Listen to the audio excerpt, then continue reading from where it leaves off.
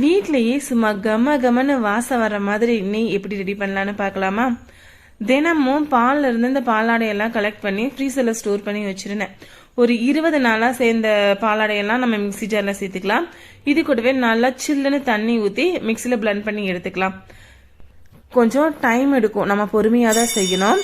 அந்த வெண்ணெய் தனியாகவும் தண்ணி தனியாகவும் பிரிஞ்சு வர வரைக்கும் நம்ம பிளெண்ட் பண்ணோம். அதுக்கப்புறமா நார்மல் வாட்டரில் ஒரு 4-5 டைம் கழுவிட்டோம் அப்படின்னா நமக்கு சூப்பரான பட்டர் ரெடி ஆயிரும். அந்த பட்டரை அடிக்கனமான பாத்திரத்தில் லோ ஃப்ளேமில் வச்சுட்டு குக் பண்ணோம் அப்படின்னா சூப்பரான நெய் ரெடி ஆயிரும்.